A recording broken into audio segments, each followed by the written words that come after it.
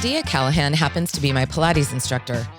She had been absolutely kicking my butt for 3 weeks before I found out she had a podcast and a life coaching business, which I obviously wanted to learn all about. As women in our mid-40s, we have the following chat about how this new life phase impacts our general fitness and wellness, and, well, we cover quite a few other topics. She generously took an hour to basically coach me and share her philosophy and style. Adia stopped me dead in my tracks with one of her questions, and I hope she'll make you take pause and also ask yourself, what do you really want?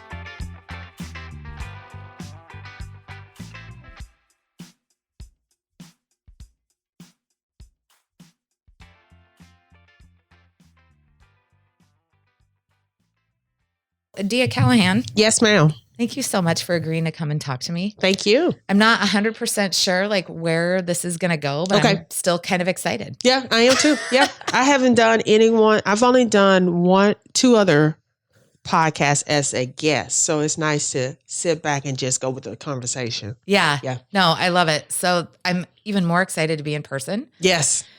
Socially distanced Yes. and masked. Yes. But it is very exciting To look at people's eyes. Yes. to look at people's eyes and put your phone down and get the magic back of being together. It's so nice. Look, I'm so you know how they do all those testing. I am a very high extrovert.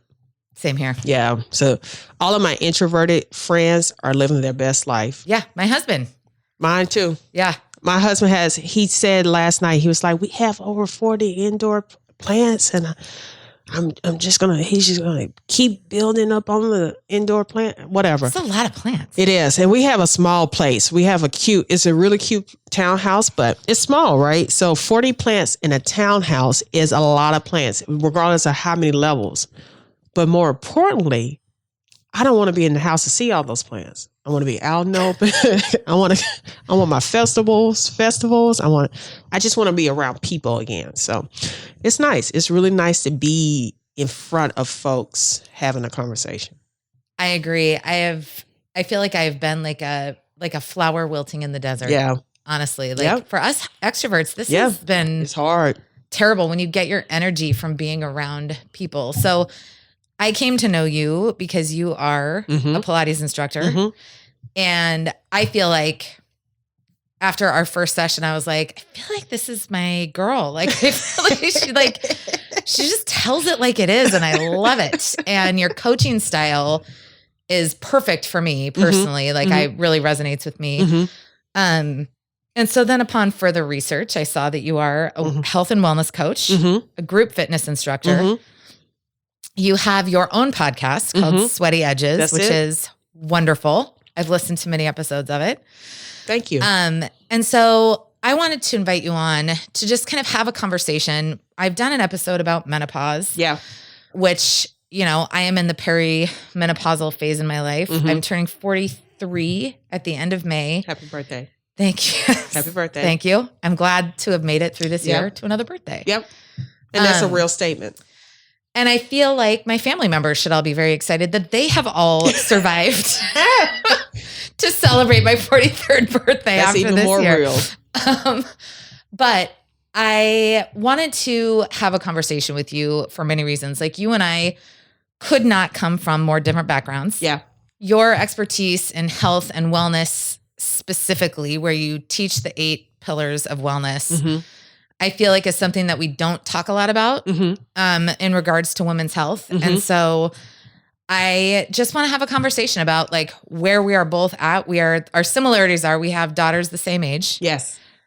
And we ourselves are close in age. You only got me about 2 years. Oh, really? Yeah. You just look so much younger. It's the haircut. Maybe. It's the haircut. Maybe. If you get a prepubescent boy haircut, you look like a I don't think that's true. I think you look amazing. It's the haircut. All right. So we're in the same life phase. Yep.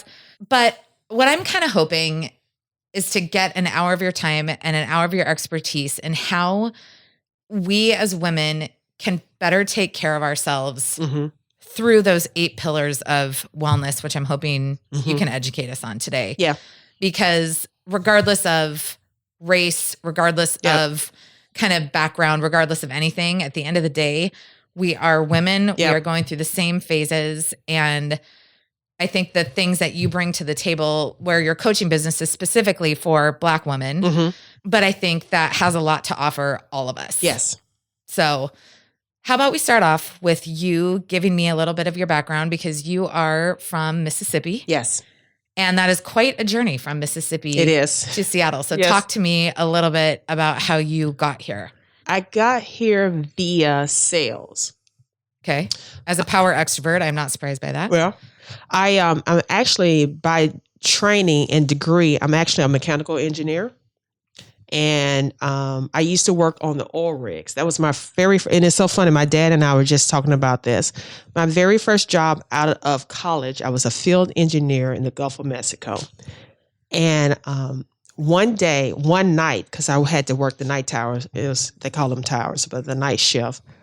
I just left talking to the rig, to the drilling engineer that night, and I slipped and fell down the stairs.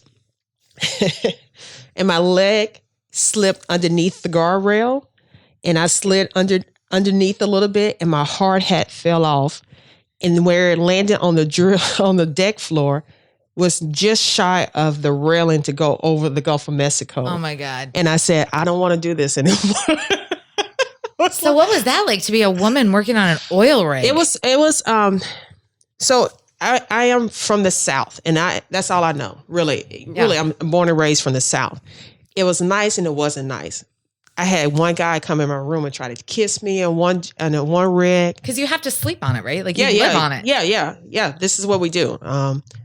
And I had another rig. I came into my bunk, and there was some guy phone number on my bed. So then that's a whole nother situation. But at the same time, there would be that ambiance of we call him a company man. You call him a company man. The person who represented the oil rig, the oil company, would come up to you and say, "This is a good rig. We don't have any problems." Because usually you would be the only woman, for sure. right? So anyway, as a mechanical engineer, just an engineer, first off, anything, engineering is different. I graduated 204, because I had to take a little longer because I went to anyway. I graduated in 204. So even by then, the numbers were ticking up for women in engineering across the board. So you wouldn't necessarily be the only woman in class. You just might be the only woman. Sometimes like in your internship, depending on where you went to. And I went to like these small towns and working for these companies. So yeah, I would be not the only, but it would just be one of few. But on the rigs, at that time, you could have definitely been the only woman on the rigs. And it would happen to me and to my counterparts. Like it was nothing to be the only one. But when I slipped and fell almost slipped and fell down those stairs, I had decided this is not what I wanted to do. One, because it was dangerous. Two, some of those incidents. And three, I would sit into a shack, just pretty much a trailer, for almost 12 hours straight, watching lines go up and down.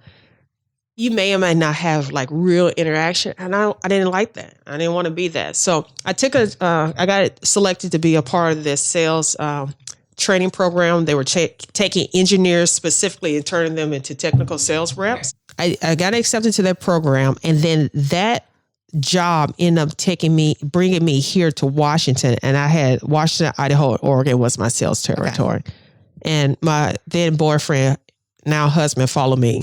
And so that was the transitioning of going from engineering to sales from the South to the North. Okay. Yeah. So that's it. You move here from Mississippi. I mean, that had to have been a shock. It was, but it wasn't. I've lived in multiple states. So I've lived in Massachusetts. I've lived in New York. I did a couple of stints in North Carolina, Indiana. Louisiana is where I went to work after college, and I went to college in Louisiana. So I've lived on the East Coast. I think that was probably the bigger transition, was going from the South and the East and coming up to the Pacific Northwest. The people look different. The people act different. Everything is so different. Like even on the East Coast from the North to South, there's some similarities because a lot of people from the one direction to the other, they can migrate up and down the interstate that way. But not a lot of people were coming over this far west. Okay. Yeah. So that was the biggest transition. So how do you get away from sales, mechanical engineering into what you're doing now? 2008, the crash. The capital THE. Yeah. Yeah. So I got laid off from that sales job. And if that wouldn't have happened, I would have I have gone back to sales since then. So I've had 2 sales jobs in between then and there. But what I wanted out of sales really started to shift after 2008 as a way to not go back to work because I needed some time. I was burnt out. I went back to school and started going back to school for fitness. Okay. And once I realized there was a whole nother world, at first it was just me working out. Like I worked out for stress relief. I worked out to stay in shape. And then frankly, I worked out because in my household growing up, it's 3 of us, 3 kids. My mom was more on the academia side of things. She was a teacher, a school teacher. And then my dad was more of you got to keep in shape, the sports side of things. And so between the 2, you had to do something that was academic for my mom and you had to do something that was more sports like for my dad. You got to stay active, right? So it was easy coming up like that. I naturally just wanted to work out because that's just what you did. But to transition from a hobby to slowly start figuring out people really make their living off of this, it was 2008. Because if not, I would have probably went from one job to another, looking for whatever sales job I've really fit into. But when I went back to school, started going back to school 2009, that's when I realized I could possibly do this as a career versus just working out and versus just teaching a class here. But it's still a long transition, right? I didn't really make that big leap until 2018. Wow. Okay. So that was recent. Yeah. I got fired from that job. Sometimes you have to get like an embossed invitation to your new life, right? And the only reason I was mad is because that day, that was a Friday, I drove up to Bellingham to drop off some parts. We were having some issues. I drove up to Bellingham to do some damage control and drop off some part. Then I drove from Bellingham back to Tukwila. They fired me, and I'm thinking in the back of my head, y'all could have fired me Thursday night because it was. You didn't need to make the trip, and the writing was on the wall, right? Like it wasn't like I was. Yeah, it was coming up. It was either the real question was what was going to happen first. I was going to quit, or they were going to fire me by that time. So yeah. So you go into fitness after, and you've been going to school this whole time. No, it was like a short program. It was like 10 months. Yeah. Okay. So you get fired. Fitness is your passion. Mm-hmm. Where do you start? What do you start teaching? Pilates. So I knew that I wanted to do fitness as a career. I hadn't had the courage to make that leap. Because by 2018, I have what we have, a 3-year-old? Yeah. Right? And, my husband and I played tag on who's the breadwinner. Okay. Right? So by then... I think a lot of families do that. Yeah. So by then, we were both pulling in a nice income apiece. So when you start having kids and making those decisions, it's not the same as when you're at least kidless. That's true. There has to be some sort of stability, or at least a lot of us want that. For the kids. Yeah. Right. And, you want a different life, regardless of whatever life you have. Most people truly want something even different. Even if you have, I had a good upbringing, a good childhood. You still want something more for your kids and for them to experience different things, to have different things. So I knew I wanted to do fitness and wellness as a career. I didn't have the courage up to the point to go all in, because that means I have to really start from zero. It's scary. It is. I mean, that is scary to start at the beginning, especially when you're a trained mechanical engineer who's been successful. And I've done this before. Like I've done this, quit this job, go somewhere else, done this. But now I'm like, I'm 36, 37. I can't keep doing this. It's all those thoughts going in your head. One of the gyms I was working at started a Pilates training program. And I said to myself, do it. And as you get older, you could transition into it. Because I've been a personal trainer. I've had a little personal training business. I knew I didn't want to go hard-headed back into personal training. that's not my vibe. But I knew personal training is one of those few on the ground type of jobs you can have where you have people interaction and you could have somewhat of a full-time career on the floor. So yeah. And then I don't have the type of body to keep jumping. Do any of us? I mean, I think that's one of my questions. Like, does any of us? Like, I the older I get, I just cannot do it anymore. Stuff moves and stuff like you hit the knees the wrong way and then you feel it 2 weeks later. You know, it's just, I'm like, I can't do it like that anymore. And I was a hardcore high impact. Shannon, when I tell you I'm a gym rat, I like it sweaty. I think we talked. Yeah, I'm the same way. Like, if you're gonna go to the gym, you gotta go. I don't get cute when I go to the gym unless I'm working. I actually like a hat on, earbuds on. Don't talk to me. Don't look at me. Don't smile at me. I'm working out. I'm sweaty and I'm happy. Just let me be. Yep. Yeah. I'm very similar. Yeah. And so anyway, I decided to do that program. That was about a year of doing the Pilates training. That was just the year of training. And then you still have to get your hours. But I was like, cool, because I still have this full-time job. When they fired me, I filed for unemployment. And the manager at that gym calls me and she says, HR says you just filed for unemployment. Come and work for me full-time. There you go. Yeah.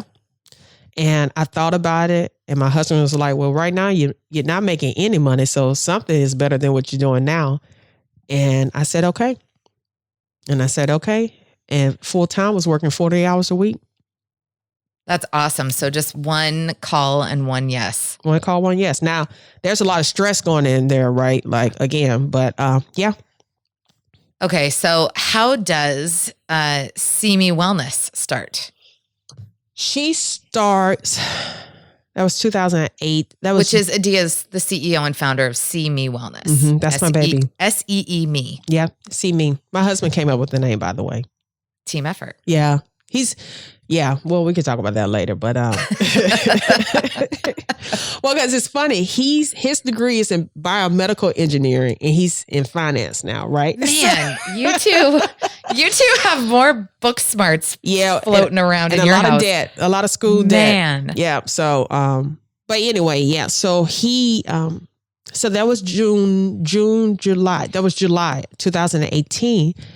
And I had said to him, I said, I would love to create like wellness retreats.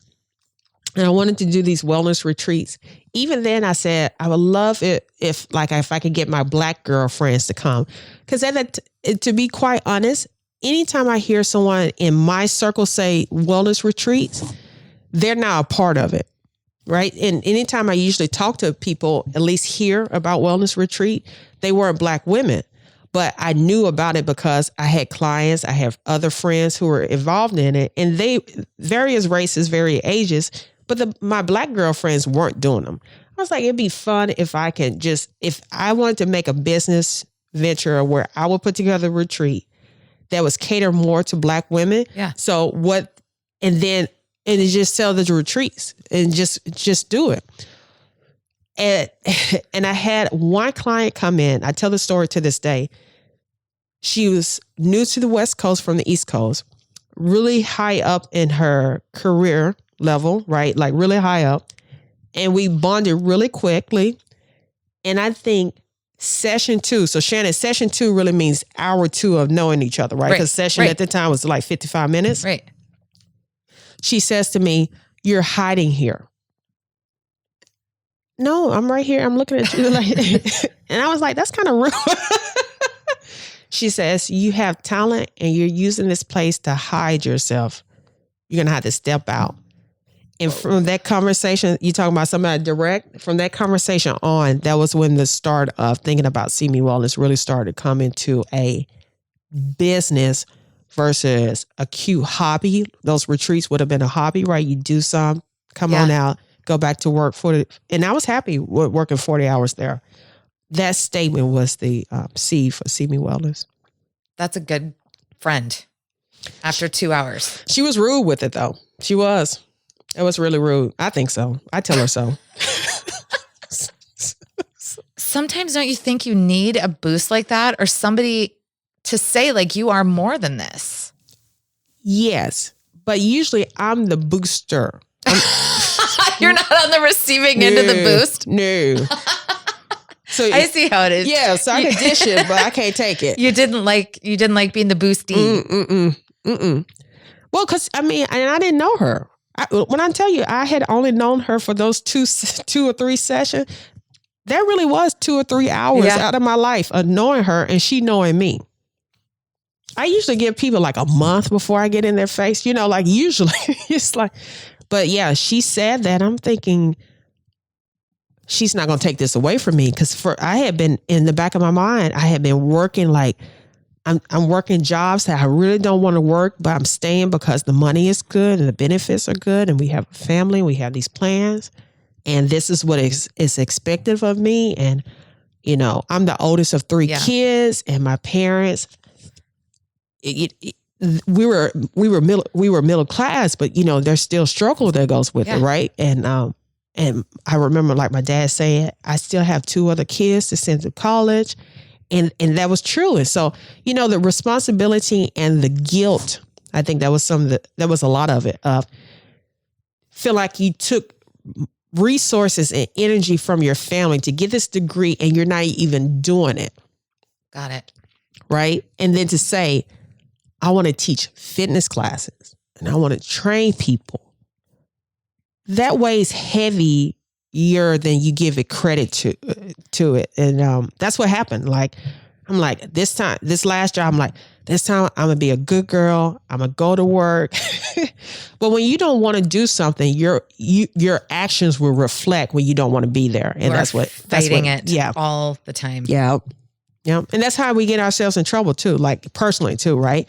Like I tell my clients when I first meet clients, I say, what do you want?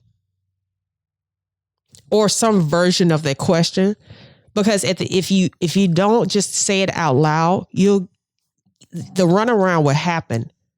Absolutely. On purpose or not, it just happens. And so, when you start taking care of your wellness, you start answering the question of what do you want, and so you get this comment from this client, and it hits you like. It hits you deep. Like that was not something that you wanted to hear at that point because you're like, no, I need to just do this thing. So how long does it take you to kind of internalize that and recognize it as somebody seeing you, for lack of a better term? It took, because I'm hard-headed, right? So let's say that was in October. I'm not really starting to put any thought to that until maybe the beginning of next year. So 2019. So I'll say like 4 or 5 months. Okay.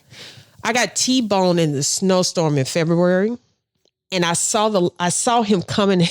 I saw him coming towards me. So we're in Kirkland. I'm going straight. He's going straight. He spun out and he hit me. He T-boned me on my side, driver's side. Oh my God. Luckily, he was at low speed, but he was a big truck. And I have an SUV. I have a car similar to your height. So imagine our height of a car.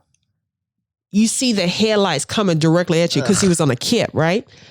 And again, it was one of those moments I was like, I'm going to get hit. But then I think around that time is when I started thinking about what was my purpose in life too. My husband, he laughed about it, but he said, you're just going to have to come to grips with it that you could have been killed. And then you start thinking, okay, what am I doing with my life? So I think that all around that time is when things started to say, what you want to do? What do you want? We'll be right back with Adia Callahan. Hey everybody, John Gruss with Element Mortgage here again, and we're still dealing with a pretty crazy real estate market, especially on the lending side. Interest rates are still incredibly low. So if you have not had an opportunity to refinance your current home yet, what are you waiting for? Rates are great. Reach out to us. We'll be happy to provide you your options. Secondarily, our homes are all increasing in value. Great chance to potentially tap into some of that equity by utilizing a cash out refinance option. Again, the rates are still incredibly low on that, and you've got an opportunity to tap into the equity for either home improvements, maybe some debt consolidation, whatever that additional cash may be beneficial for. Last, if you're buying a home, You've probably seen the news. It's crazy out there. The market is hot. What's going to be incredibly important is that you have a lender that can help you navigate this process by explaining what's going on, how to strategically position your offer so that it's accepted in a market where sellers are getting multiple offers on properties. And at Element Mortgage, we're happy to do that.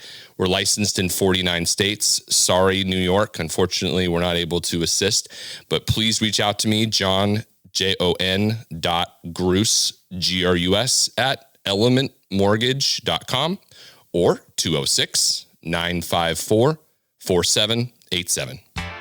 John Grus, NMLS number 1108421. Element Mortgage is a division of American Pacific Mortgage, NMLS number 1850, equal housing opportunity. So you kind of have to go through this process before you can take anybody else through it. You got it. Yeah. Right? Yeah. Yeah. So you start your wellness coaching, and I'm looking at your website right now. I have it up. Mm-hmm. Talk to me about what your definition of wellness is and how do you arrive at this? Because it's like a short amount of time where you're like, okay, I'm not going to be a mechanical engineer. I'm not going to be in sales anymore. Mm-hmm. I'm going to do this thing. Mm-hmm. You almost die. Mm-hmm. And now it's like real life for you. Yeah. Right? Yeah. Wellness is taking care of you, and not just in the surface level. Wellness is when we say, I want to be a better version of myself, knowing that you have things to work on. And it's not just the way you look on the outside. It's not just getting numbers down on the inside.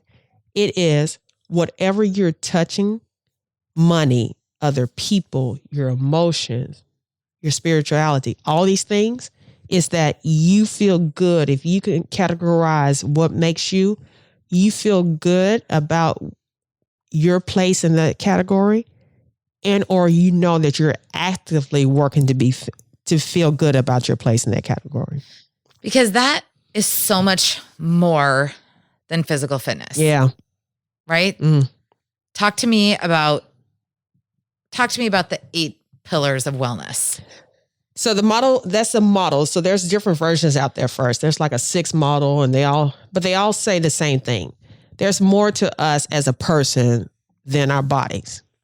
The 8 pillars, the model I utilize is occupational wellness, physical, intellectual, emotional, social, environmental, financial, and spiritual. So it's saying that these are the buckets, the major buckets that make up a person as a totality, as the whole. So the holistic person. And it's nothing to fight about. Some people are going to be like, well, I don't think spirituality, or I don't think financial. Who cares? Yeah. Yeah. And nobody cares about if you want to. We're just saying, do you feel like you're doing a good job in each of those buckets for yourself? So I was struck when I looked at your website thinking about the 8 pillars, because as a person, as a woman, Yeah. I feel like so much of my idea of wellness is tied up into how skinny I am.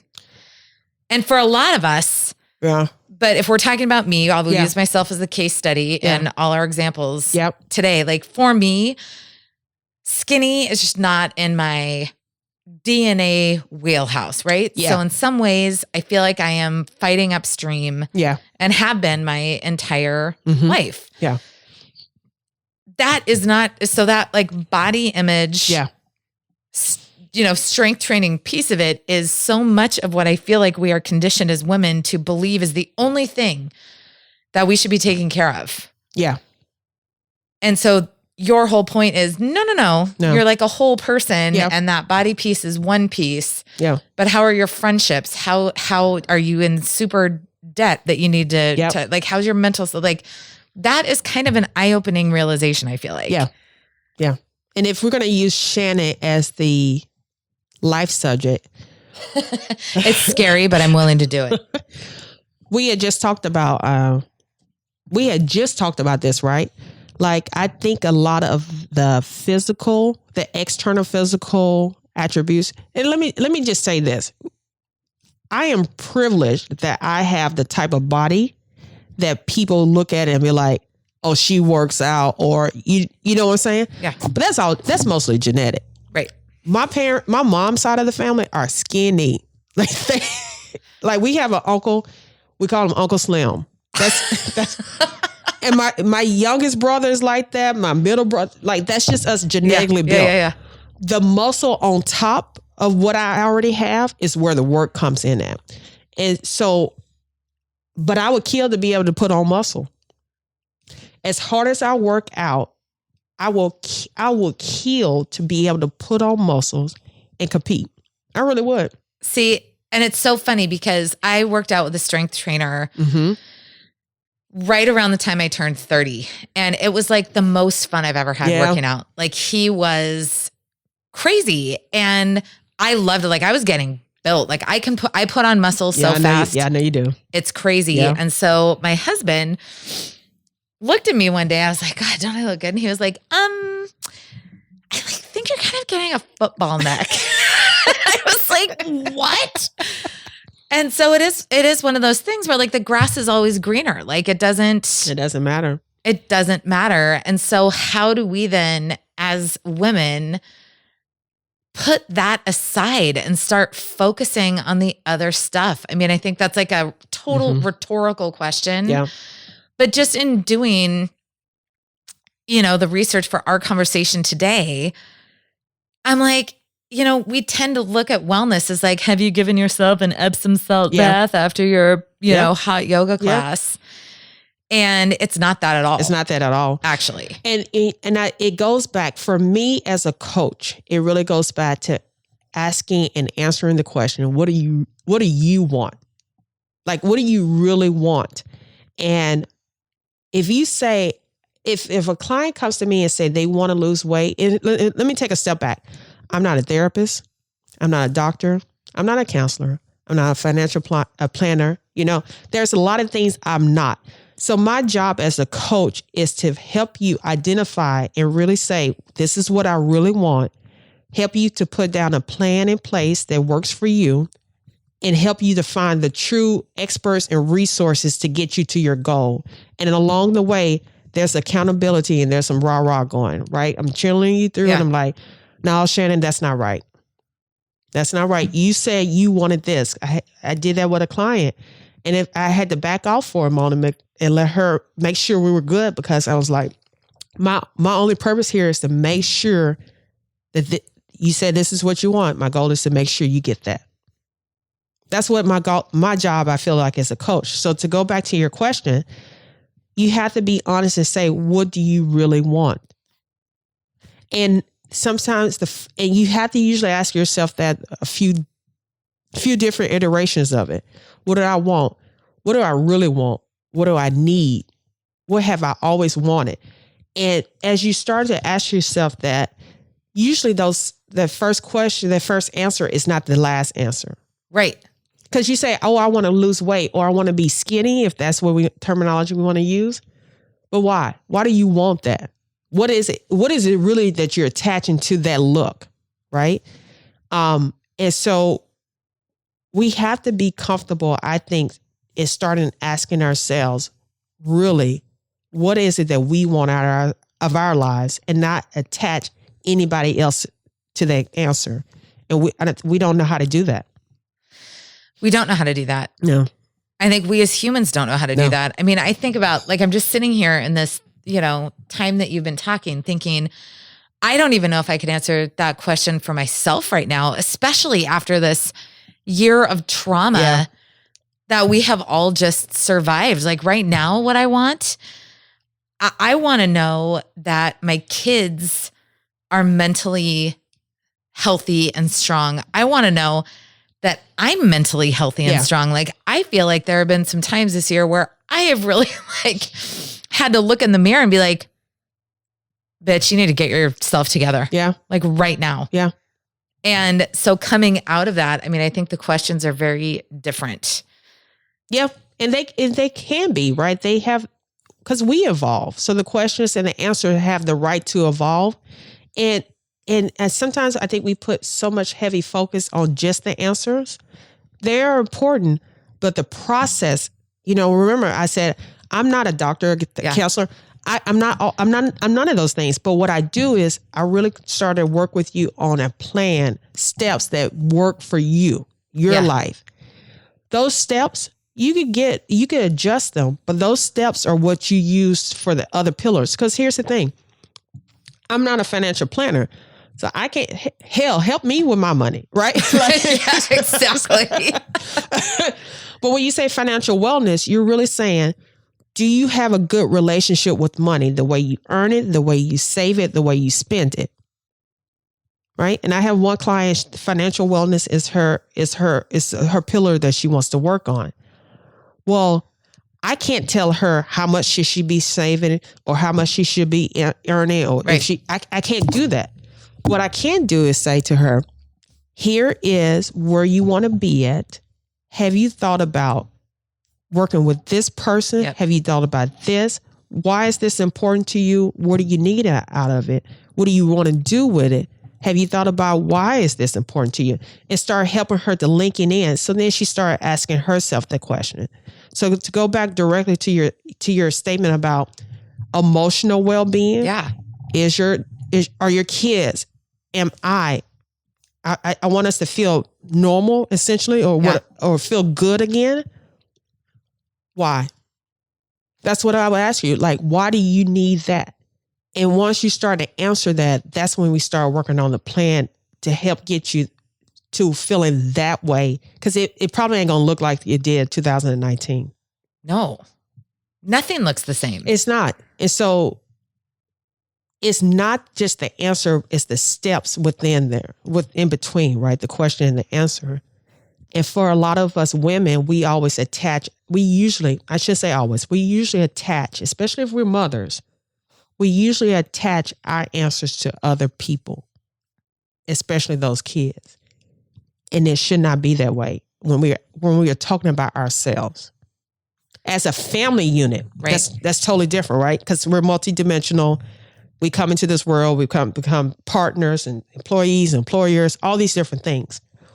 But I, as a coach, as a Dia, I'm not asking you about Shannon, the mother, or the wife, or the employee, or the best friend, or the daughter, or the sister. I'm not asking you about that Shannon. I'm asking about Shannon, the person. I mean, honestly, like, I do feel like that, even that question for so many of us, for people listening, for me right now, I haven't even thought about that person beyond, can I get a Peloton in today? Yeah. Can I like go to the grocery store to get the bagels that I've promised my kid? You know, like, yep. I haven't even thought about how to get out of that survival mode. Yes. Until, honestly, and I'm not kidding, until my gym opened. Yes. Yeah. Because that was for you. Yes. That was for you. Yeah. I didn't even think about it until my gym opened. And then you're like, oh my God. You could do this. I can put a mask on and get out. I can do this for a second. And it wasn't until the first time I went to the gym and I sort of talked to the gym manager who I know and saw a couple people that I had seen, and you're like, okay, I didn't actually realize how much these little teeny touches meant. Right.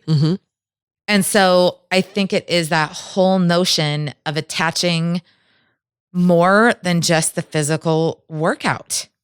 Yeah. We'll be right back. I'm sitting here with Tracy Erickson of the Collective Group at Compass. Tracy, you are a great listing agent. I've seen a lot of homes that are listed by the Collective Group. Can you tell me a little bit about what's in your listing plan and how it sets the Collective Group apart from other agents? Absolutely. You know, Shannon, there's so much more that goes into selling a home than just putting a sign in the front yard. And we really pride ourselves on that. One of the first things we'll do is walk through the home with the seller and advise on the best improvements. And then once we decide what type of work that we're going to do to give you the best ROI, you can hand those keys over and we will project manage the entire thing.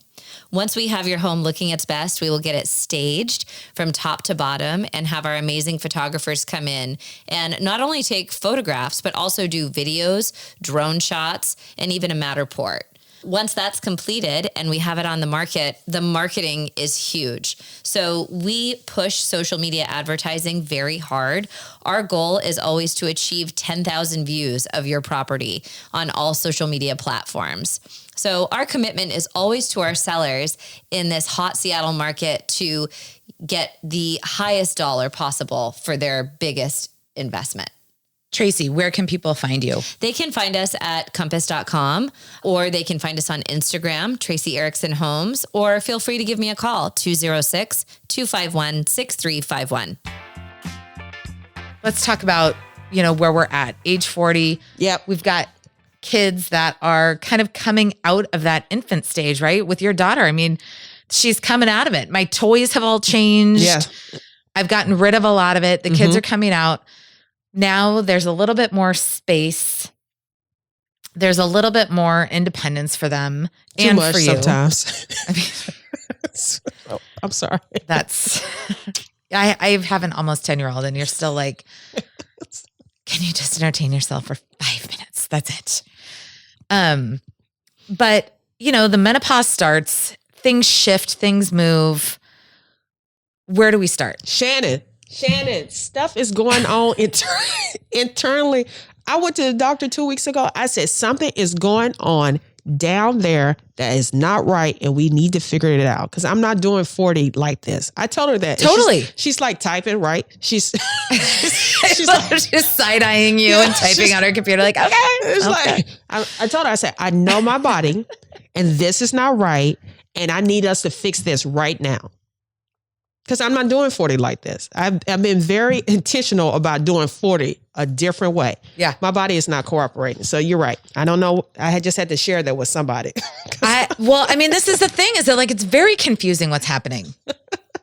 It's down there. It's up there. Oh. It's all, the things are very, very confusing. Yep. And so as a wellness coach going into this, it's like, I don't know. Do you need hormones? Do you need a new job? Do you need a new husband? Do you need Whatever. What do you need? Yeah. It always come back down to that one question. What do you want? It really does. And I don't say it flippantly either. Like, it is a real question. What do you really want? And so in this instance, I said, I want to know what's going on with my reproductive organs because something's going on in that area. And that would be, if we were going back to the pillars, that's me talking about my physical well-being, my emotional well-being. 100%. Right? Because I'm losing sleep over this. It's so weird. You can be fine. And then all of a sudden, No bueno. I mean, in this menopause episode that I recorded with the director of the menopause clinic at Swedish Hospital, she's like, it's so different for every woman. But I was, I had my own stuff happening for a year until I finally realized this is not normal. And then you kind of go in, but then it takes a while and a couple different iterations to get back to whatever that your new normal is. Cause it's never going to be the 35-year-old normal. Hell, do you really want to be 35? I mean, let me say 35 was nice. 35 was actually great. Yeah. 35 was good. But here's the thing about wellness though. You have to, regardless of what portion of your life that you are talking about, at least in Adia's as the coach opinion, you have to know what you want. We have to let go of the past as, we don't want to turn into that 50-year-old woman who's like, back in my 40s, I was living my best life. Everything in the past was so much better than the present. That gets us into a lot of trouble. But what I think what really gets us in trouble is we don't know ourselves anymore. Therefore, we can't answer a lot of these questions about what do we want? What do we need? And then work from there. So then we're trying to make changes. So we're talking about menopause, right? Nobody knows anything about menopause. No. Nobody. My mama doesn't know. You don't know. I don't know. Well, and our moms won't talk about it. At all. We will not talk about it. Nope. And we certainly are not, this was the joke. This was the joke I made on the episode. I was like, we don't really show up at the gym and be like, woo, my vagina's dry. It's like, bad man, off. girl, it's bad. It's bad off. But we're not talking about it even with ourselves because there's still so much shame attached to it. So what do you want? Do you want to be able to talk with your mom and your friends about what's going on? Because here's the thing, that question, what do you want, is addressing multiple pillars of your life, multiple points of your life. And the one thing that you're attaching to, menopause, it's just a tether to the rest of it. I'm gonna keep making noises. Sorry, I'm not used to this fancy setup. Well, it's hard when you're a hand talker. I am. You can see that, right? It's hard. My microphone is boomed up from high, so I can do all the talking with the hands. But we say menopause. Menopause it's not the end of our lives. It really should not be, right? But no, we should not have to suffer. There should not be this much suffering attached to this life phase that literally every single woman is going to go through. So then when you have conversations about menopause, in my opinion, you say, what do I want? I want to be able to continue to have my sex life with my husband that's still pleasurable to me. I want to be, you see where I'm going now with it? I want to understand what's going on with my reproductive system and how the symptoms are affecting me personally. I want to know if there's no way I can clear symptoms or delete, because I personally want some of these things to be gone. 100%. Right? I want to understand and want to know how can I manage them that is personalized to me. You see what I'm saying? Yes. So we're talking about menopause because right now that's the bump on the head, right? Like that's what we see. But the way we ask ourselves the question of what do we want and honestly answer it. See, this is really, how sometimes you just have the right conversations on the right day. I'm having it too. So. But I feel like too, that just simple thing of coming back. Cause I told you this morning, I was fired up yesterday. Yeah. Man. Yeah. I saw it. I have big feelings about things and I am a highly emotional human being. Yep. I am entitled enough to think that people want my opinion, which also not always true. Sure. But coming back, like having the discipline to come back and say, okay, I am flooded. And what do I want from this? Yeah. Because emotional wellness is a part of it too. And saying, okay, I'm like, I'm butting heads with somebody. What do I want? Yeah. And because if I'm asking myself this to this specific conflict for me, what do I want? I want kids to not continue taking the brunt of the effects of COVID. Yeah. That is why I'm frustrated. That is what I want. That is an unsolvable problem for me. Right? Yeah. And so I think it is too, just sort of embracing that things are going to be out of your control. Yeah. And learning how to manage that. Because it's the step to overall well-being, right? Your other alternative is to be mad at whoever you were mad at. And then every time you see his name or see him or see her or see her name or they name, because, I'm learning the pronoun situation. I'm old school, y'all. Like I'm still working my way through. You know what? We all are. But the other alternative is you hold on to that.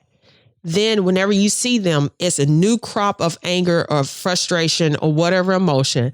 Then it starts messing with your blood pressure. Your head starts to hurt. You get upset again. Then you start to take that out on anybody who's around you. Then you get cranky. It is not to say the question of what do you want is going to fix things. Nobody's saying that. We're all adults. We all know that's not what it is. But answering the question, what do I want? Honestly, just straight out. And that's part of this work. For your well-being, it first helps to get it up in front of you. And then you as the adult, the person, Shannon, gets the opportunity to really just sit with it and say, all right, this is what I want. I recognize, or I can do something about it. I recognize I can't do anything about it. I recognize this is bothering me. And then you can make plans around that. But if you don't know what you want out of the situation, or you don't know what you want out of your intellectual well-being, how many times have you said, I feel like my brain is just dripping away? You know, I like literally can't count the number of times I've yeah, said that yeah. in the last week. So what do you want? When you think about your intellect, when you think about you as a woman who has able mind, who's able-bodied, what do you want out of that? Right? What do you ask yourself? And then you start saying, I want to, let me tell you, Adia has a hard time with occupation wellness. I do. Yeah. I'm a job bouncer. I will bounce from 2 years is kind of like my max. I was that way too. Yeah. Yeah. 2 years, I'm like, okay, I'm starting to get this. What's new? And if I couldn't find it at that job, then I would go to another one. But after doing this myself, what I really started realizing about occupational wellness for Adia is I never felt like I was good enough at the job I was at. So before they figured that out, I left. Interesting. On the surface, I said, I'm bored or I'm not fulfilled. But the real truth was I never felt like I was good enough, and I never wanted anybody to figure me out. So now taking all that angst into this See Me Wellness, my baby, my new business that I want to grow, I have to say, I want to not only do well and build this business, and this is what I wanted to start looking like as a business, but I also have to say, and I want to feel good about what my skills, I want to feel good about me in the business. Right. And that's what I'm saying. Like, and you know, like somebody said to me that you look at my website, it's very Black. I'm Black. Pictures, stock photos of Black, you know, it's Black, right? And I say Black professional women. I say that specifically because as a Black professional woman, I'm especially in an area like Seattle, right? It's different if you go some places like on the East Coast and the South, or some places in the Midwest. But we make such a small portion of the American population, smaller portion of the workforce in a professional white collar setting. Right. You know what I'm saying? Yeah. Yet we're starting to outpace other demographics on the educational side as far as getting higher education and things like that. So aren't Black women the fastest rising group of business owners and small entrepreneurs? Like, so we're outpacing in certain areas, but when you look at the marketing for health and wellness, we're not in the top 3. And marketing means something. If you've been in sales and marketing, if you even know a little piece about it, you know, anytime somebody markets to a demographics, that means they have spent money and time and research. Because they're looking at that demographics as a ROI. If I market to them, what's my rate of investment, my rate of return on my investment? And Black women, we might have the disposable income for health and wellness, but we're an afterthought when it comes to it, not a forethought, i.e. the marketing and the research is not there to really support it. Unless it's something like high blood pressure pills or high cholesterol, you know, like it's Band-Aid type of stuff. We don't deserve that. Nobody deserves that, right? Nobody deserves that.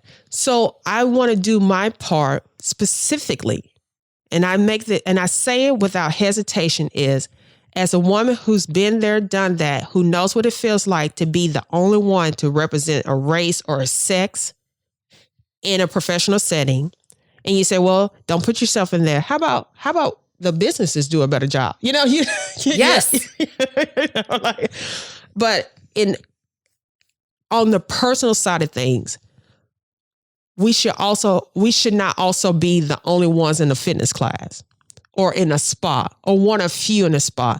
Like that, all the good stuff that health and wellness has to offer, we should too be at forethought when it comes to, this is a demographic that too, they're concerned about their well-being. And this is a demographic that also want to be healthy, and healthy may not look the same. Absolutely. My kid, I told you, my kid has the butt that I've spent 20 years building up with my squats and lunges. She came out like that. She was only 5 pounds, full term, 5 pounds, 7 ounces. She was tiny. She's solidly built. She has the legs and the butt. I promise you, I spent the last 20 years under a squat rack trying to build up. Her best friend in school, same age, same height, is so slim. You think my kid is older than she is. You treat her differently. And don't we want our girls to be able to be better than we are? I mean, Adia, I have no problem claiming my lens, my privilege. Like, you're sitting here telling me this, and I really appreciate you being willing to say the things that you're saying, because through my lens being white, 43, middle class in Seattle, I didn't know what you're saying until you say it out loud. Yeah. Yeah. And you're completely right. And don't we want every single woman to have access and to feel like we all have a place at the spa? I mean, that sounds, but it's true, bougier than I mean it to sound. But it's true, right? Because it's not just the spa, right? It's because it's like anything else. It's not just menopause. We intellectually understand, if you're a woman and if you have a quote unquote normal reproductive system, that if you lived a certain length of time, you're most likely going to go through menopause. Like, we understand that that's going to happen. What we don't understand is why yours look different than mine. What we don't understand is why nobody really has any conversation about it. We don't understand, like, how many Viagra-like commercials have you seen? And then I'm here having something that I have nothing to do with also. I'm like, well, where's how many menopause commercials? I know. I want the menopause commercial. Right. But here's I want them to figure out the menopause. Right. Because we understand, looking at that, we understand if they have a commercial for that, the pharmaceuticals companies have done millions of dollars of research on men, trying to understand it and trying to get a handle to make a profit off the pill. Yeah. Right. Now, you see all the different kinds of birth control, but now I'm getting past the birth control. My well-being as a woman now is in this menopause stage. Where is that at? Where is the research being done, like, that I can see? Not the slick, sexy, under the table at these hospitals. I don't care about that right now. I need help. What I want is to be able to have sex with my husband, which we are both in a monogamous relationship. Therefore, we're getting to the point we don't have to worry about any contraceptives. Yep. And I want it to still be pleasurable for me. I want to know that if I cannot eliminate side effects of menopause, can I manage them? How do I manage them? I want to understand what is going on in my reproductive system. This is the things I want. This is what I need for my emotional and physical well-being in conjunction to this menopause. You take those questions and you apply them to other aspects of your life.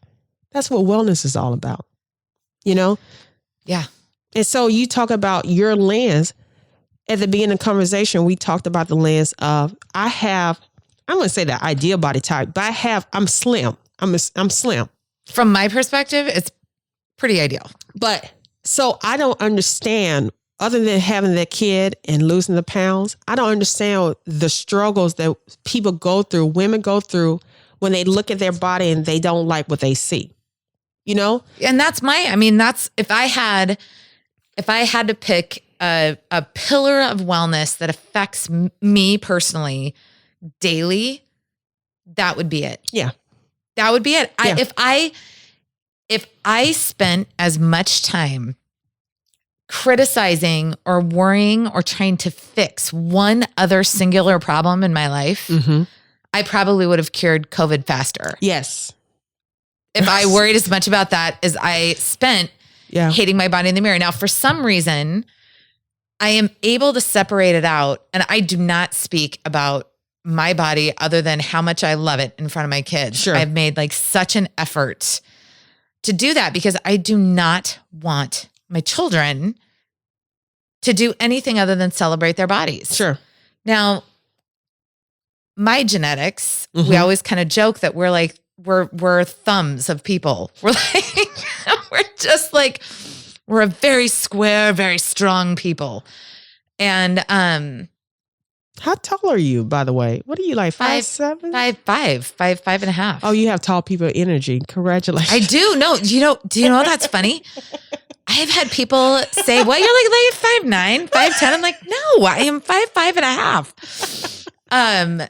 When I played volleyball, I lied and I said I was 5'7", and everybody believed it. Because you have tall people energy. I do have tall people energy. But I hate that I can't accept myself because I feel like I want my kids to be able to accept themselves and have that love. But for some reason, there is that voice inside me that is always like, ugh, ugh, never good enough. And so, I mean, I think in what I want, I would say like, oh, I'd love to lose 20 pounds. But what I really want, when it really boils down to it, I really just want to accept myself. Like, I wish that, my body has been through a lot. Your daughter was 5 pounds. My daughter was 9 pounds, 13 ounces. My son was 9 pounds, 9 ounces. I gave birth to like 2-year-olds. Yeah. My body has served me very well. It has been repaired a lot, but it's strong, it's capable, it's functional. I've taken care of it. But for me, and I think for a lot of us out there, it's just letting go of that. We were all, you too, you were born and raised with like Cindy Crawford, Naomi Campbell, all of these supermodels that we were like taught to, Victoria's Secret angels were the ideal for a long time. And it's like letting go of all of that nonsense and figuring out the 8 wellness pillars that make us women, because we are so much more than that physical piece. Yeah. Yeah. Because if you were my client and if we're going to have that hard conversation up front, you say, I wish I could just feel good. Yeah. About why can't you? Yeah, because of stuff you're hanging on to. That's it. So what do you want to do? Somehow figure out how to release it. I want that for all of us. But we don't care about all of us right now. Yeah. Because that's what we do. We deflect, right? Like we start pulling other people into. Yeah. So it won't be about us, but what do you want to do? I want to be able to look in the mirror and be like, yes. Yeah. And do you think you could do that even if you didn't lose poundage? I think I'm getting closer to that. And I think it's been one thing that COVID has actually really helped with, because when you take away the 5 gym workouts a week or whatever you've got, when you take that away, you are forced to accept what you have and work as hard as you can with the tools that you have. And I think it has, going through this last year, has allowed me to say, you know what? I am kicking ass because I just did a 30-minute HIIT workout. Like, to have the discipline to be able to do that, like, that is more what I'm proud of. That's like, because I got to stay strong for my kids. My husband works. I am with them all the time. And I'm like, I got to stay strong for these kids, like physically, mentally, kind of all of it. And so that, I think for me, COVID has done that in some ways, been able to say, like, you have to accept where you're at right now. That's true. Because you have no control over anything else. And let's be honest. You see what happens when you do try to control. Do you want to be in charge of any of this stuff? You know, like, we always think we could do better, but do you really want to be in charge of this mess? Do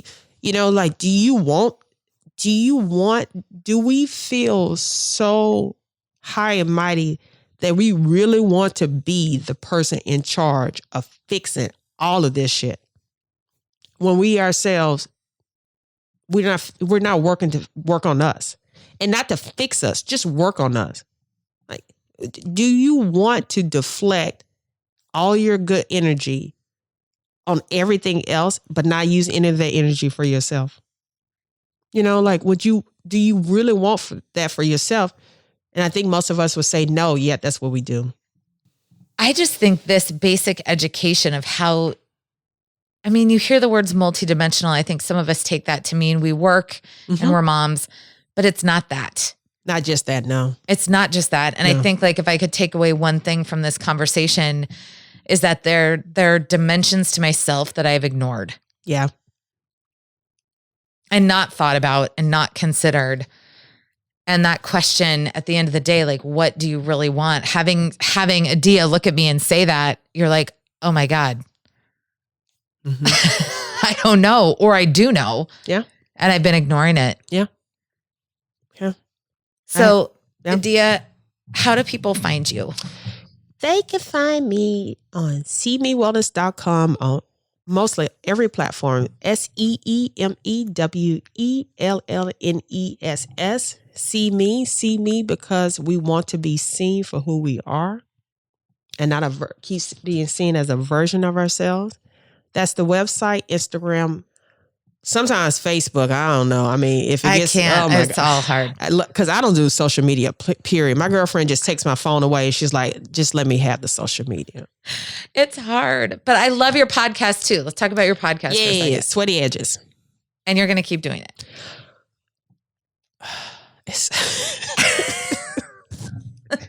We'll see how that pillar holds up. We'll see how the podcast pillar goes. I have 6 episodes already banked. It's so much work on top of everything. So See Me Wellness officially launched on Sunday. So February the 28th, whenever this drops, it's February the 28th.